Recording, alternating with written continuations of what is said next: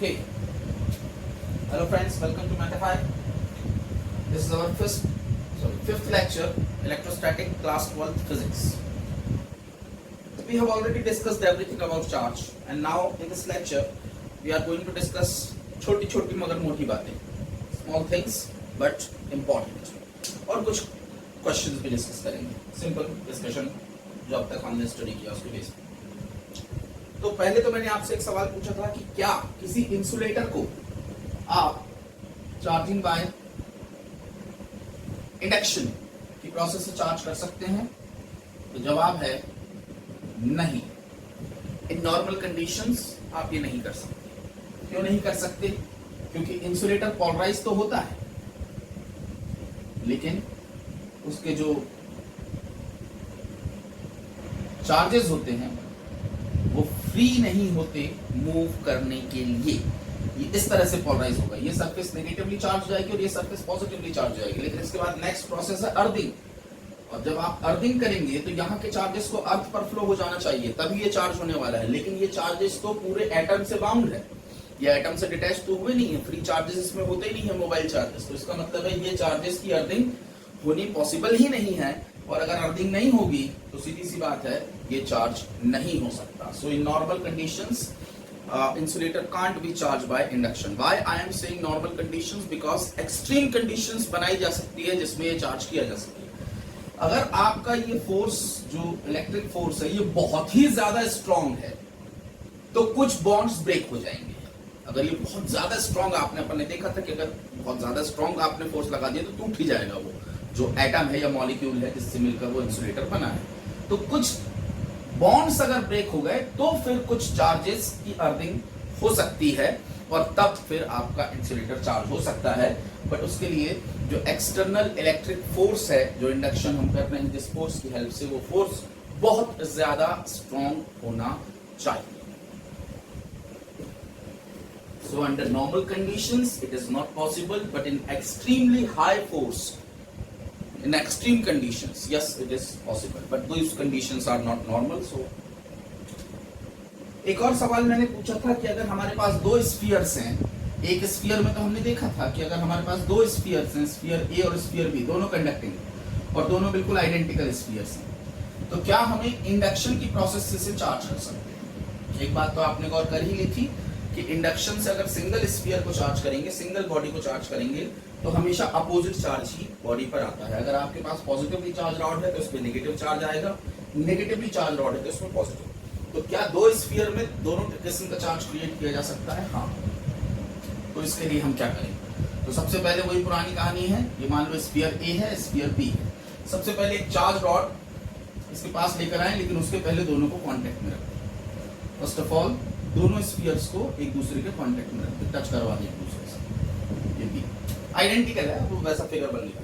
अब एक charge rod को इसके पास लेकर आएंगे. ध्यान रहे ये कंडक्टर है, यानी दोनों के थ्रू चार्जेस का फ्लो पॉसिबल है और बीच में कनेक्शन भी है, तो चार्ज यहां से वहां भी जा सकते हैं. तो क्या होगा? जब चार्ज रॉड इसके पास लाएंगे तो सारे के सारे इलेक्ट्रॉन आकर इस तरफ जमा हो जाएंगे, जितने भी हो सकते हैं. ठीक है. तो अब अपोजिट सरफेस क्या ये है? नहीं. अब अपोजिट सरफेस ये है क्योंकि इलेक्ट्रॉन यहां से भी फ्लो होकर आए. तो एग्जैक्टली अपोजिट सरफेस पर ऑटोमेटिकली सेम अमाउंट में पॉजिटिव चार्ज डेवलप हो जाएगा.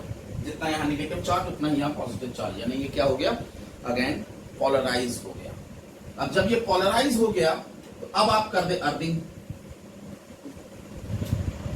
अर्थिंग जैसे ही आपने किया तो वही पुरानी कहानी. ये नेगेटिव चार्ज तो खैर बाउंड है इन पॉजिटिव चार्जेस के साथ, तो ये तो जा नहीं सकते, लेकिन ये पूरे के पूरे पॉजिटिव चार्ज न्यूट्रलाइज हो जाएंगे. आप इन्हें न्यूट्रलाइज कर देंगे, यानी जीरो हो जाएगा नेट चार्ज.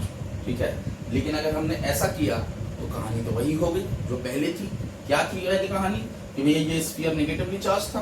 ठीक है. अब अगर आपने, अभी देख लें, अब अगर आपने अर्थिंग हटा दी और उसके बाद इसे हटा दिया, तो ये जो नेगेटिव चार्ज हैं ये सभी में इक्वली डिस्ट्रीब्यूट है. सिर्फ ए में डिस्ट्रीब्यूट नहीं होंगे. ये ए में कुछ चार्ज रहेंगे और बाकी के चार्ज बी में रहेंगे, क्योंकि फ्लो हो सकते हैं तो मैक्सिमम सेपरेशन पर रहना चाहिए. और अर्थिंग आप हटा चुके हैं, ये दोनों चार्ज हो गए. अब आप इन्हें सेपरेट कर देंगे. तो इस तरह से आप दोनों में आइडेंटिकल चार्जेस क्रिएट कर सकते हैं. ऑफ कोर्स जो चार्ज आपके पास है उसके अपोजिट. अब अगर उसने बोला, मेरे ख्याल से समझ गया आप, प्रोसेस सिंपल है। अगर अर्थिंग के बिना आपको ये करना है, विदाउट अर्थिंग यूज किए, या फिर क्वेश्चन कर सकता है कि दोनों स्फीयर पे अपोजिट चार्ज डेवलप करो। सेम चार्ज नहीं, अभी तो सेम चार्ज डेवलप किया आपने, अपोजिट डेवलप करो, तो क्या करें? तो सर देख लेते हैं उसमें क्या कर सकते हैं। क्या कर सकते हैं? हाँ कर सकते हैं। सेम प्रोसेस, दोनों कांटेक्ट में रखें और एक चार्ज रॉड को करीब लेकर आए। चार्ज रॉड को करीब लेकर आएंगे तो एक तरफ नेगेटिव चार्ज जमा हो जाएगा और दूसरी तरफ अपोजिट सरफेस पर सेम अमाउंट में पॉजिटिव चार्ज जमा हो जाएगा। अब कुछ ना करें, दोनों को सेपरेट कर दें। अभी ये चार्ज रॉड को यहीं होल्ड करके रखें ताकि पोलराइजेशन बना रहे और दोनों को सेपरेट कर दें। और जैसे ही आप सेपरेट करेंगे तो ये पॉजिटिव चार्जेस पूरी बॉडी में डिस्ट्रीब्यूट हो जाएगा और अब ये रॉड को हटा दें तो ये नेगेटिव चार्जेस पूरी बॉडी में डिस्ट्रीब्यूट हो जाएगा। तो जितने अमाउंट में इसके पास नेगेटिव चार्ज पैदा होगा, ठीक उतने ही अमाउंट में इसके पास पॉजिटिव चार्ज पैदा होगा। तो क्वांटाइजेशन का प्रिंसिपल ब्रेक नहीं हुआ है दोस्तों। आपने चार्ज क्रिएट या डिस्ट्रॉय नहीं किया। नेट चार्ज इस सिस्टम का पहले भी 0 था और सिस्टम का नेट चार्ज अभी भी 0 है। तो दैट इज, आप सेपरेट कर दें ऑफ कोर्स, तो that is how you can charge to body system. ये क्वेश्चन, ये वाला क्वेश्चन, और इसके पहले जो मैंने आपको सिंगल स्फीयर को चार्ज करना बताया था इंडक्शन से, ये वाला क्वेश्चन, दोनों क्वेश्चन अभी 2019 की सीबीएसई बोर्ड 12th की एग्जाम में पूछे गए थे। मेरे ख्याल से एक मार्क के थे या 2 मार्क के थे, मुझे वो याद नहीं है, लेकिन एग्जैक्टली यही क्वेश्चन पूछे गए थे। दोनों क्वेश्चन अलग अलग सेट में पूछे गए। ठीक है, अब एक और सवाल उठता है यहाँ पे कि अर्थिंग के दौरान कुछ लोगों के दिमाग में आता है कि ये जो आप अर्थिंग कर देते हैं, उसमें एक सवाल अगर आपके दिमाग में आया हो, हम कहते हैं कि पॉजिटिव चार्ज का मूवमेंट पॉसिबल नहीं है और अभी हमने अर्थिंग कराई, मान लीजिए यहाँ पॉजिटिव चार्ज थे, लेट्स कंसीडर दैट ये पॉजिटिवली चार्ज बॉडी है और मैंने इसकी अर्थिंग कर दिया, तो हम कहते हैं कि पूरा का पूरा पॉजिटिव चार्ज जमीन में चला जाता है और ये न्यूट्रलाइज हो जाती है, यही कहते हैं हम। लेकिन हम दूसरी तरफ कहते हैं कि पॉजिटिव चार्ज का तो फ्लो होता ही नहीं है, क्योंकि वो तो एक्चुअल में क्या है, एक्चुअल में आयन है जो अपने क्रिस्टलाइन स्ट्रक्चर पे बने हुए हैं। मूवमेंट तो सिर्फ नेगेटिव चार्ज यानी फ्री इलेक्ट्रॉन्स का हो सकता है, पॉजिटिव का तो मूवमेंट होता ही नहीं। तो फिर आपने इसको जमीन में कैसे भेज दिया? तो दोस्तों हमने सिर्फ बोला है कि पॉजिटिव चार्ज जमीन में चलेगा, असल में हुआ ये नहीं है। हुआ ये है कि जमीन से इलेक्ट्रॉन, अर्थ से इलेक्ट्रॉन इस बॉडी में ट्रांसफर हुए हैं। जैसे यहाँ अगर 4 पॉजिटिव चार्जेस थे, +4e का चार्ज था, यहाँ पे +4e का चार्ज था, तो अर्थ ने इसको -4e का यानी 4 इलेक्ट्रॉन इसको ट्रांसफर करके न्यूट्रलाइज कर दिया। और अगर यहाँ पर नेगेटिव चार्ज होते, -4e चार्ज होता यानी 4 इलेक्ट्रॉन एक्सेस में होते, तो वो 4 इलेक्ट्रॉन अर्थ पर चले जाते। तो अर्थिंग का मतलब ये है, होगा ट्रांसफर इलेक्ट्रॉन्स का ही, लेकिन हम सिंप्लिसिटी के लिए उल्टी प्रोसेस, मतलब इतना लंबा कहना पड़ेगा, तो हम सीधे कह देते हैं कि पॉजिटिव चार्जेस की ग्राउंडिंग हो गई। तो पॉजिटिव चार्ज जमीन में नहीं गए हैं, अर्थ में नहीं गए हैं, अर्थ से उतने अमाउंट में नेगेटिव चार्ज बॉडी में पहुंच के उसको न्यूट्रलाइज कर रहे हैं। I hope you got the point.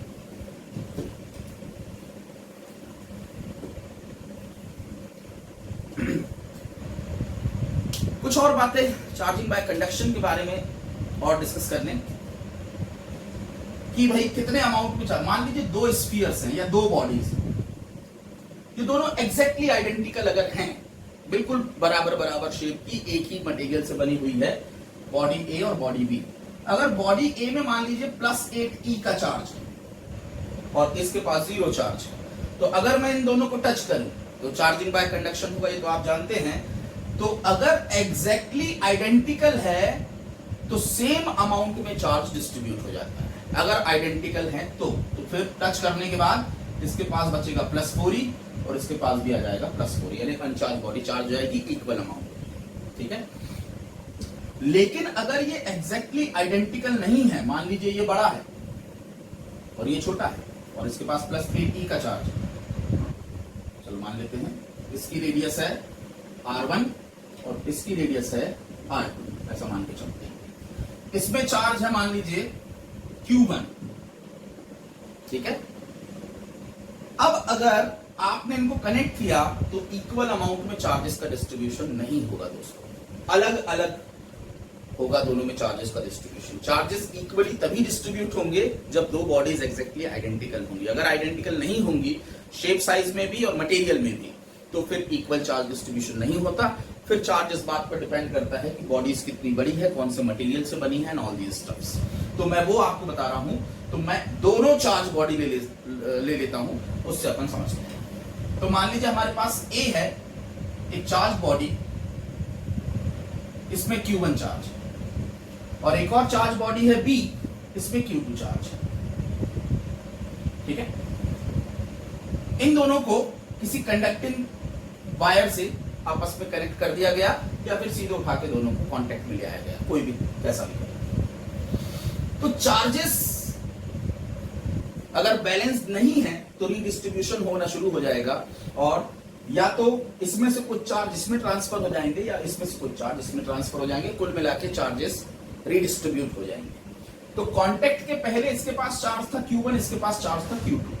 Contact के बाद मान लीजिए इसके पास चार्ज है Q1 डैश और इसके पास चार्ज हो गया Q2 डैश, ऐसा मान के चलते हैं। तो हमें बताना है कि Q1 डैश कितना है और Q2 डैश कितना है, यानी कांटेक्ट के बाद उनके पास कितना चार्ज है। सॉरी,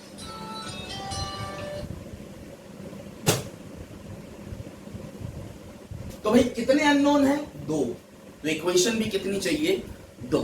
तो पहली इक्वेशन तो है हमारी पुरानी कहानी, कंजर्वेशन ऑफ चार्ज। हमें क्या क्या पता है? 4 बातें पता है। Q1 कितना है वो पता है, Q2 पता है, R1 पता है, R2 पता है। तो हम सबसे पहली प्रॉपर्टी लगाते हैं कंजर्वेशन ऑफ चार्ज, जो हमें पहले से पता है। इस सिस्टम का नेट चार्ज कितना है? पूरे सिस्टम का नेट चार्ज है Q1 plus Q2 and charge can neither be created not be destroyed. तो कांटेक्ट के बाद भी सिस्टम का नेट चार्ज क्या होगा? Q1 प्लस Q2 के ही बराबर होगा। जैसे मान लो इसमें 2 था, इसमें 4 था, कुल मिलाकर कितना था? 6। तो अब मान लीजिए कांटेक्ट होने के बाद इसमें 1 हो गया और इसमें 5 हो गया, लेकिन अब भी कुल मिलाकर कितना रहेगा? 6। रीडिस्ट्रीब्यूट बस हो जाएगा। तो इसका मतलब पहली इक्वेशन बनी, total initial charge must be equal to total final charge. कौन से लॉ से? By the law of conservation of charge. Equation number 1।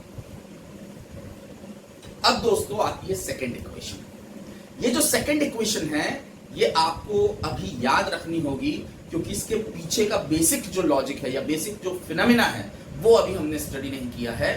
Charge का ट्रांसफर एक बॉडी से दूसरी बॉडी में तब तक होता रहता है जब तक दोनों का पोटेंशियल सेम ना हो जाए। यहाँ इलेक्ट्रिक पोटेंशियल जो शब्द मैं यूज कर रहा हूं, हालांकि आपने शायद पढ़ा हो 10th क्लास में, लेकिन मैं नहीं जानता कि आप समझते भी हैं उसे या नहीं समझते। तो जब तक आप उसे समझेंगे नहीं तब तक बातें समझ में नहीं आएगी, लेकिन कॉन्सेप्ट में यूज कर रहा हूं क्योंकि कुछ क्वेश्चंस पूछ लिए गए हैं इसी में बिना इलेक्ट्रिक पोटेंशियल बताए।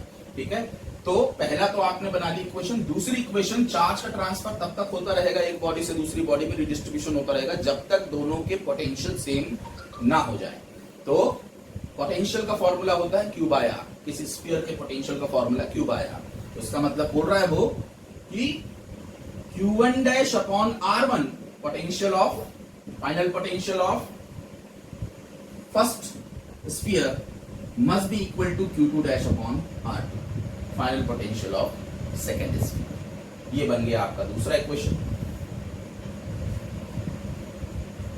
ये वाली इक्वेशन का लॉजिक फिलहाल आपको समझने की जरूरत नहीं है, बस याद रख लें। पहला equation Q1 plus Q2 is equal to Q1 dash plus Q2 dash. दूसरा equation Q1 dash upon R1 is equal to Q2 dash upon R2। अगर सिर्फ रेशियो पूछता है तो यही इक्वेशन काफी है कि Q1 dash upon Q2 dash is equal to R1 upon R2। देख सकते हैं आप यहां से Q1 dash upon Q2 dash is equal to कितना आया? R1 upon R2। सिर्फ रेशियो अगर पूछा तो, और अगर Q1 Q2 की वैल्यू ही पूछा तो फिर तो दोनों इक्वेशन आपको लगेगी। एक एग्जांपल ले लेते हैं सिंपल सा।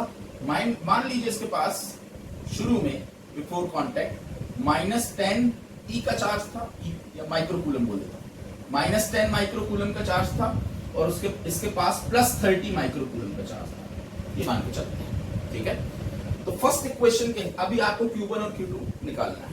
तो फर्स्ट इक्वेशन बोलती है कि Q1 dash plus Q2 dash is equal to net charge, and net charge is 20 microcoulomb. This is equation number 1।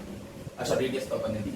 Radius इसकी मान लेते हैं 1 सेंटीमीटर और इसकी मान लेते हैं 10 सेंटीमीटर। ठीक है, okay. Second equation Q1 dash upon R1 that is 1 is equal to Q2 dash upon R2 that is 10। Metre में कन्वर्ट करने की जरूरत नहीं है, क्योंकि वो तो कैंसिल आउट होने ही वाले हैं, कंपैरिजन कर रहे हैं, तो उसको तो मतलब नहीं। इसका मतलब इक्वेशन क्या बनी? इक्वेशन बनी कि Q2 dash is equal to 10 times Q1 dash. कुछ नहीं करना है, Q2 डैश की वैल्यू उठाकर यहाँ पर प्लेस कर दें, तो ये प्लेस कर दें। Q2 डैश की value 10 times Q1 dash plus 10 times Q1 dash is equal to 20 microcoulomb. तो इसका मतलब Q1 is equal to 20/11 microcoulomb and Q2 of course इसमें से Q1 माइनस कर दीजिए 20 माइक्रोकूलम में से, तो आपको मिल जाएगा Q2 डैश तो Q1। और अगर दोनों आइडेंटिकल हैं फिर तो कोई इश्यू नहीं है, फिर तो बराबर बराबर चार्ज डिस्ट्रीब्यूट होता है। तो चलो मान लेते हैं ये आइडेंटिकल हैं। अगर ये आइडेंटिकल स्फीयर होते और ये वाला चार्जिंग सिस्टम होता, मान के चलते हैं आइडेंटिकल होते और यही वाला चार्ज होता सेम, तो कितना चार्ज डिस्ट्रीब्यूट हो जाता? तो बराबर बराबर।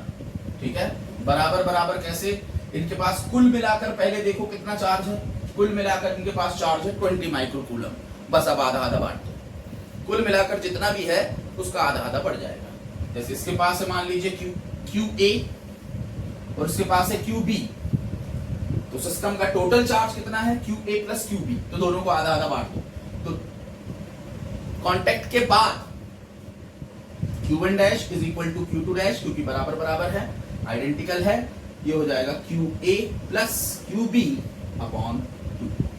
जो भी है उनका एडिशन करो, टोटल चार्ज देखो और आधा आधा दोनों में बांट। Total charge QA plus QB और हाफ द चार्ज दोनों में। तो इसके पास हो जाएगा QA प्लस QB बाई 2 और इसके पास भी हो जाएगा QA plus QB by 2।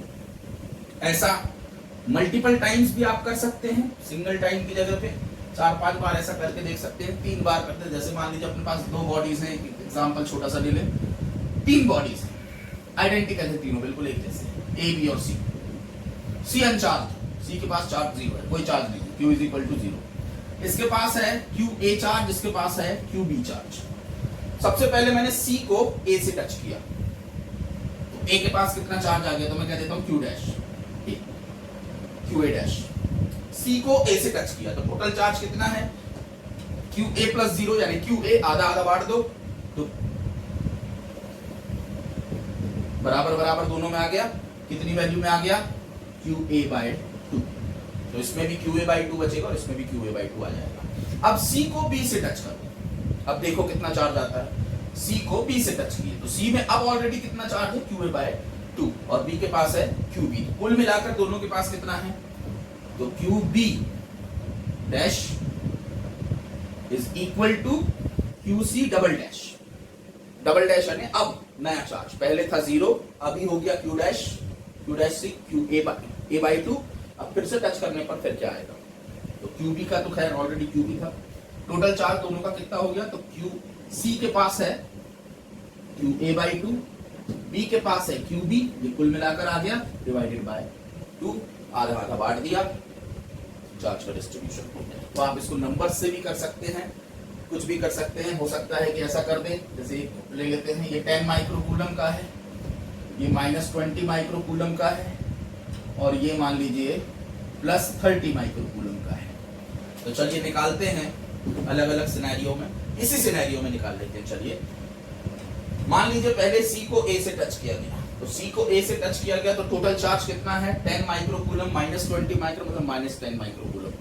-10 microcoulomb आधा आधा डिस्ट्रीब्यूट हुआ तो इसके पास कितना आ गया? पहले केस में -5 माइक्रोकूलम QA डैश, और इसके पास भी कितना आ गया? QC dash -5। तो इसके पास अब बचा -5 और इसके पास भी बचा -5 माइक्रोकूलम। अब C को B से टच किया, तो C को B से टच किया तो टोटल चार्ज कितना हो गया? +25 माइक्रोकूलम, आधा आधा बांट दो तो QB डैश आपके पास आ जाएगा 12.5 माइक्रोकूलम पॉजिटिव, और Q डबल डैश भी आपके पास, यानी कि फाइनल चार्ज ऑन C भी आपके पास आ जाएगा +12.5 माइक्रोकूलम। अब चाहो तो इन दोनों को भी टच कर, जो करना है मतलब वही कहानी हुई मेरी। तो ये है, ये तो हुआ दोस्तों चार्जिंग बाय कंडक्शन, बाकी तो आप समझ ही गए हैं पूरी कहानी। चार्जिंग बाय फ्रिक्शन के कुछ एग्जांपल्स, कौन कौन से एग्जांपल्स फॉलो करता है चार्जिंग बाय फ्रिक्शन? तो चार्जिंग बाय फ्रिक्शन के ढेरों एग्जांपल है। अपना वो स्केल को, प्लास्टिक को उठा के बालों से, ड्राई होना चाहिए, यानी मॉइस्चर नहीं होना चाहिए और तेल नहीं लगा होना चाहिए। क्यों? क्योंकि फ्रिक्शन ही नहीं होगा। नहीं, फ्रिक्शन नहीं होगा तो फिर चार्जिंग कहां से होगी? फ्रिक्शन से ही तो चार्जिंग होती है। ठीक है, तो ओवरऑल फ्रिक्शन होना चाहिए प्रॉपर, और प्रॉपर फ्रिक्शन होगा ड्राई बालों के बीच में, ड्राई स्केल के बीच में, क्योंकि मॉइस्चर या वाटर फ्रिक्शन को रिड्यूस कर देता है एक लेयर बनाकर। ठीक है, और तो तेल भी वही, तेल तो और कम कर देगा। ठीक, तो एक ये एग्जांपल हुआ कि आप जब अपने बालों से स्केल या कॉम्ब को रब करते हैं तो स्केल या कॉम्ब बिट्स ऑफ पेपर्स को अपने तरफ अट्रैक्ट करने लगता है, क्योंकि स्केल या कॉम्ब चार्ज हो जाता है। दूसरा, गर्मी के दिनों में जब आप साइकिल या बाइक से चलते हैं और चलने के बाद फिर किसी मेटल को टच करते हैं तो आपको एक हल्का सा इलेक्ट्रिक शॉक लगता है, और कभी कभी इलेक्ट्रिक स्पार्क भी डेवलप होता है मेटल को टच करने पर। क्यों? Because when you run through a dry air, गर्मी के दिनों में when you run through a dry air, what happens, your body is क्या कहते हैं, is charged due to air friction. Air friction से आपकी बॉडी चार्ज हो जाती है। जब आप किसी मेटल को टच करते हैं, when you touch a metal, the charge is transferred from your, charge is flown from your body to the metal and may ground, metal के थ्रू ग्राउंड हो जाएगा, ग्राउंडेड हो जाएगा। ठीक है, overall when you touch the metal, the charge, the excess charge in your body flows through your body towards the metal. When the charge flows, you feel an electric shock and the spark may be produced. Same phenomena गर्मी के दिनों में अगर आप nylon के या क्या कहते हैं पॉलिस्टर के कपड़े पहनेंगे तो आप फील करेंगे कि कपड़े आपकी बॉडी से चिपक गए, बिना पसीने के खुद ही चिपक जाते हैं। नायलॉन या पॉलिस्टर के कपड़े आपकी बॉडी से चिपक जाते हैं, स्पेशली गर्मी के दिनों में। क्यों चिपक जाते हैं? क्योंकि बॉडी से जब फ्रिक्शन होता है कपड़ों का तो कपड़े और बॉडी दोनों चार्ज हो जाते हैं, इलेक्ट्रीफाई हो जाते हैं और आपस में चिपक जाते हैं। ठीक है, इसे कहते हैं क्लिंगिंग इफेक्ट। ये जो कपड़ों का बॉडी से चिपक जाना है, पतले पतले नायलॉन के या पॉलिस्टर के जो आजकल आते हैं, वो क्या कहते हैं उसको, नीचे जो पहनते हो जिम विम करते समय जो पहनते हैं नीचे, उसको जो भी बोलते हैं, वो पैंट, ट्रैक पैंट क्या है जो भी, वो चिपक जाते हैं जनरली, है ना। इसी तरह का इफेक्ट आप सर्दियों में महसूस कर सकते हैं कि अगर आप कंबल पर अपना हाथ रब करें, अपना हाथ ऐसे ऐसे घुमाएं, तो चैटर चैटर चैटर साउंड के साथ आपको इलेक्ट्रिक स्पार्क छोटे छोटे दिखाई देंगे, टाइनी टाइनी इलेक्ट्रिक स्पार्क दिखाई देते हैं, अगेन ड्यू टू फ्रिक्शन, क्योंकि बहुत आसानी से वूल चार्ज होने की टेंडेंसी रखता है। तो वो चार्जिंग जब ब्रेक डाउन होता है चार्जिंग से, तो फिर आपको इलेक्ट्रिक स्पार्क्स दिखाई देंगे। फोटोकॉपी मशीन या प्रिंटिंग मशीन से निकले हुए पेपर्स जनरली आपस में चिपक जाते हैं। क्यों? क्योंकि वहां भी फ्रिक्शन के थ्रू चार्जिंग हो जाती है पेपर्स में। प्रिंटिंग मशीन इलेक्ट्रोस्टैटिक के प्रिंसिपल पर ही ऑपरेट करती है, या फोटोकॉपी मशीन भी। उसमें कागज और इंक को एक स्पेसिफिक तरीके से चार्ज कर दिया जाता है, इसलिए इस इंक जाके एक स्पेसिफिक फिगर में ही चिपकती है, मतलब एक पर्टिकुलर शेप में जाके ही चिपकती है, इधर उधर फैलती नहीं है, क्योंकि वो चार्ज है और चार्ज अट्रैक्शन के कारण वो जाके चिपक जाती है। यही फोटोकॉपी मशीन का भी प्रिंसिपल है, यही प्रिंटिंग मशीन का भी प्रिंसिपल है, यही स्प्रेइंग का भी प्रिंसिपल है। जो स्प्रे करते हैं कार को पेंट करने के लिए या घर को पेंट करने के लिए, उसका भी बेसिक प्रिंसिपल यही है। स्प्रे करते समय कार को स्पेशली क्या कर दिया जाता है, दोनों को चार्ज कर दिया जाता है, तो जाके वो इतना जोर से चिपकता है कि फिर उसका निकलना मुश्किल हो जाता है। तो ये कुछ डिवाइसेस बेस्ड ऑन फ्रिक्शन। अच्छा, व्हीकल्स जो इनफ्लेमेबल मटेरियल्स कैरी करते हैं, ट्रक्स वगैरह जो इनफ्लेमेबल, जिसमें बॉम्ब्स वगैरह, या फिर आपका स्पेशली बॉम्ब्स, मतलब जो आर्मी के जो ट्रक होते हैं, उनमें नीचे एक चेन लटकती रहती है जो हमेशा ग्राउंड को टच करती है। अगर आपने कभी देखा हो आर्मी का ट्रक, तो उसमें हमेशा नीचे एक चेन लटकती रहती है, मेटल की चेन, जो हमेशा ग्राउंड को टच करती है, आवाज आती रहती है घर घर घर घर घर। क्यों? Vehicles carrying inflammable material are generally associated with a chain that is in contact with the ground. Why? Because when the vehicle travels through the dry air, due to air friction, the vehicle may get electrically charged.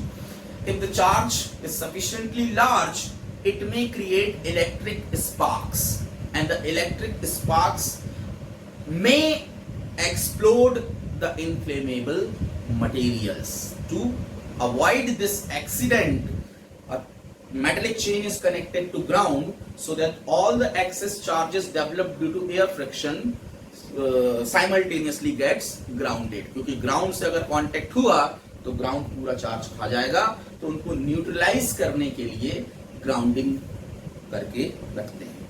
Hope you got the point. Same phenomena aeroplanes के साथ भी होता है, rubber और हमारे automobile के साथ भी होता है। रबर इंसुलेटर है और रबर के ही टायर बनते हैं, लेकिन रबर जो ऑटोमोबाइल या स्पेशली एरोप्लेन्स में बनाए जाते हैं उसके टायर, उसको स्लाइटली कंडक्टिंग बनाया जाता है, उसमें ये प्रॉपर्टी डाली जाती है कि वो थोड़ा कंडक्टिंग हो। क्यों? वही phenomena, when the plane goes through the air it may get charge, during landing there is a friction between the tyre and the road, so tyres may get charge. If there is a charge there is a chance of electric spark which may be dangerous. अगर fuel tank तक पहुंच गया तो खेल खत्म हो जाएगा। That's why the tires are slightly conducting to neutralize the plane. ठीक है। ठंड के दिनों में हमें हमारी गाड़ी जल्दी चालू नहीं होती।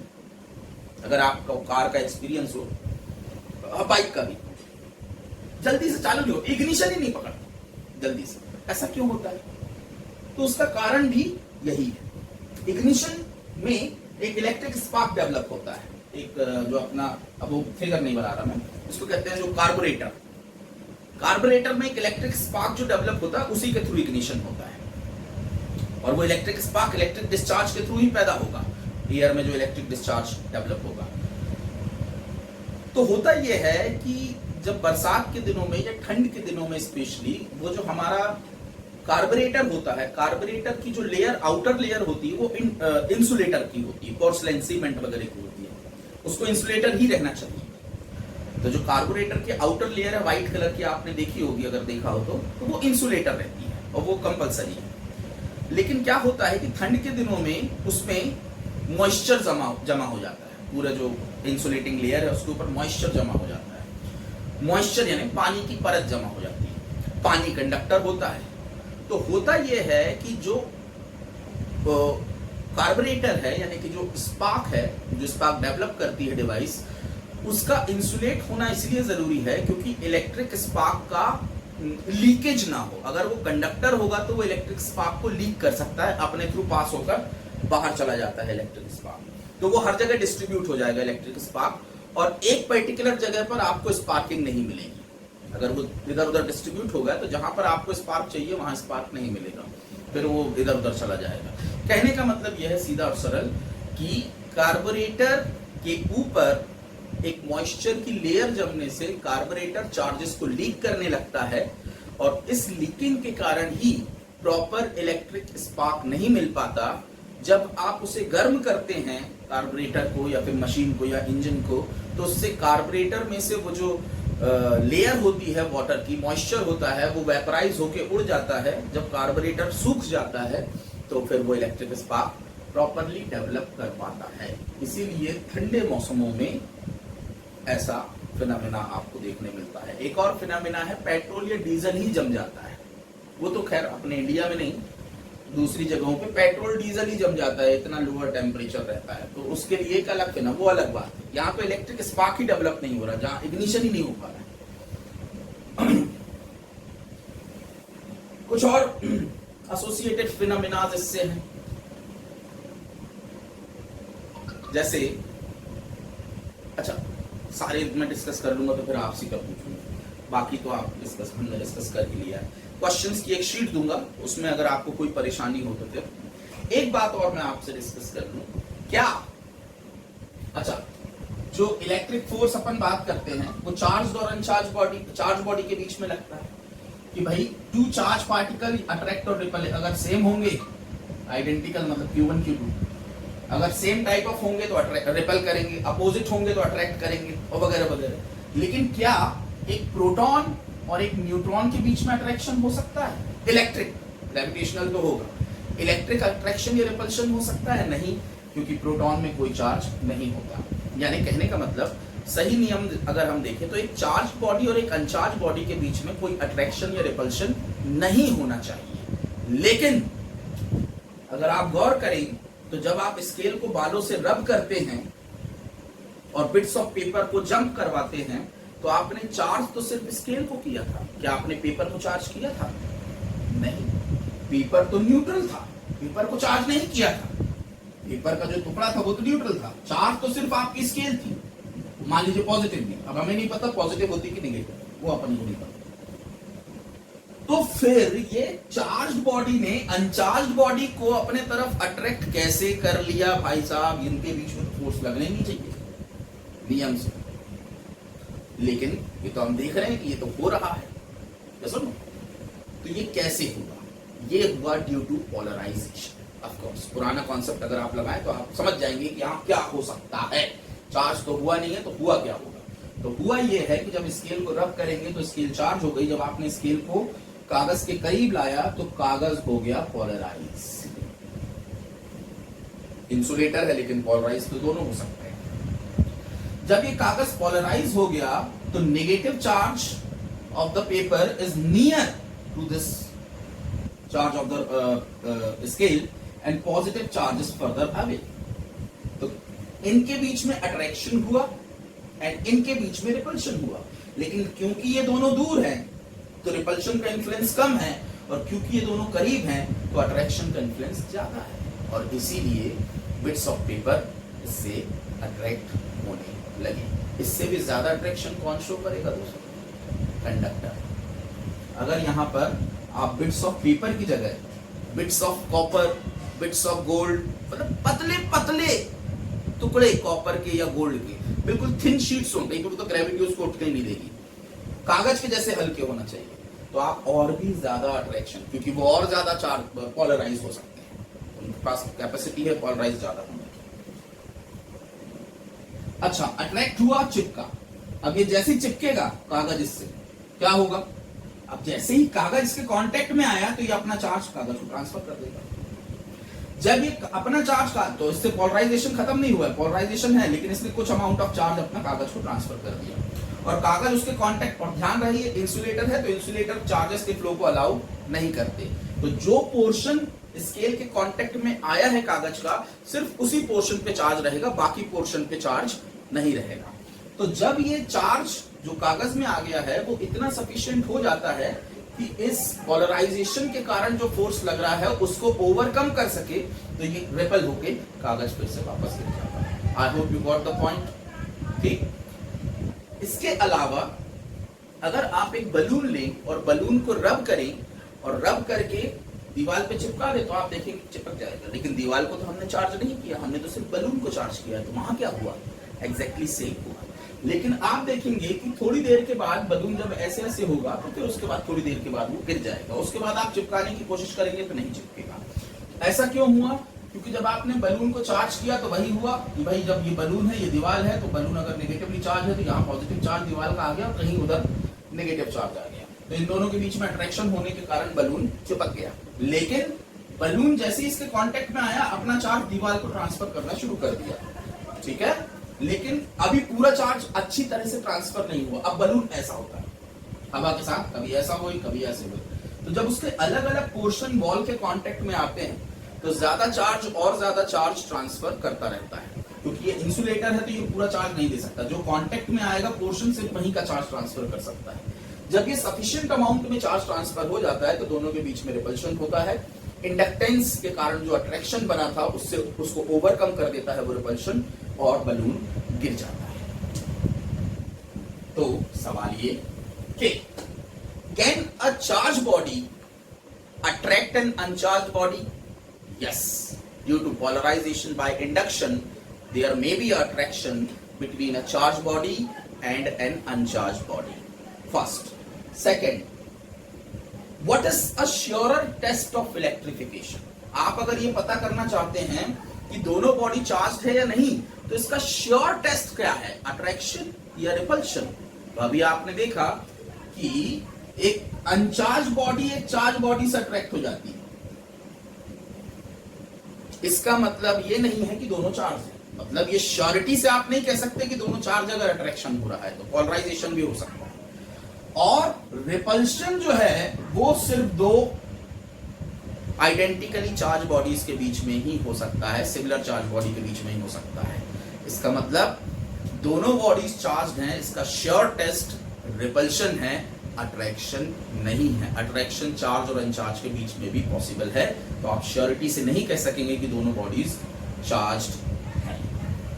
और इसी के कुछ और एग्जांपल्स आपको देखने को मिल जाएंगे कि जैसे मान लीजिए पानी गिर रहा है, पानी बह रहा है, बहुत हल्की सी धार, अगर आप तो ये एक्सपेरिमेंट घर पे भी कर सकते हैं, हल्की सी धार अगर पानी की बह रही है और आपने एक कांच का एक रॉड लिया, अगर आपके पास है, उसको सिल्क से रब किया, अच्छा खासा रब किया सिल्क से, पर आप जानते हैं पॉजिटिवली चार्ज हो जाएगी ग्लास रॉड। उस ग्लास रॉड को यहाँ इसके पास लेकर आइए, अच्छा खासा अगर वो चार्ज हो गया तो ये ग्लास रॉड इस पानी के फ्लो को डेविएट कर देगा और इस तरह से पानी का फ्लो हो जाएगा। क्यों? फिर से वही कॉन्सेप्ट, पानी तो अनचार्ज है लेकिन बहुत अच्छा डाइलेक्ट्रिक है, यानी बड़े आसानी से पोलराइज होने की टेंडेंसी रखता है और बहुत पोलराइज होता है, ज्यादा पोलराइज होता है। तो होगा क्या कि ये पॉजिटिव चार्ज जब करीब आएगा तो यहाँ पर ये पोलराइज हो जाएगा, इस तरफ नेगेटिव और इस तरफ पॉजिटिव हो जाएगा। इससे क्या होगा? नेगेटिव पॉजिटिव अट्रैक्शन और पॉजिटिव पॉजिटिव रिपल्शन होगा, लेकिन अट्रैक्शन इन्फ्लुएंशियल होगा, इसलिए पानी अपने पाथ से डेविएट हो जाएगा। हाँ, क्या ऐसा हो सकता है कि पानी रिपेल हो जाए इससे? No, this is not possible. Repel तभी होगा जब दोनों के बीच में आइडेंटिकल चार्ज होंगे, लेकिन अगर एक अनचार्ज भी हुआ और दूसरा चार्ज हुआ तो भी, लेकिन सफिशिएंट अमाउंट में चार्ज हो। ऐसा नहीं कि थोड़ा सा चार्ज दिया और वो पोलराइज, क्योंकि आप जानते हैं डाइलेक्ट्रिक को पोलराइज करने के लिए आपको थोड़ा ज्यादा अमाउंट में फोर्स लगाना पड़ता है। तो ये हुआ चार्जिंग बाय फ्रिक्शन के भी कुछ एग्जांपल है और कुछ दूसरे एग्जांपल जो हम चार्जिंग के बेस पर देखते हैं। तो मेरे ख्याल से सारी बातें कवर अप हो गई है, कुछ एक रह गया होगा तो मुझे याद नहीं है अब। अभी इतना ही, ये छोटी छोटी मगर मोटी बातें थी, इंपॉर्टेंट बातें थी, तो मैंने आपको बता दी। शीट आपको मिल जाएगी, अब उस शीट में से क्वेश्चंस सॉल्व कीजिए, उसमें कॉन्सेप्चुअल भी है, न्यूमेरिक भी है, सब कुछ है। और फिर अगर कोई प्रॉब्लम उसमें आती है आप तो वो आप बताइए, तो इसका मतलब प्रॉब्लम आई, इसका मतलब वो कॉन्सेप्ट अभी आपका क्लैरिफाई नहीं हुआ है, तो फिर वो प्रॉब्लम के थ्रू हम उस कॉन्सेप्ट को क्लैरिफाई करेंगे।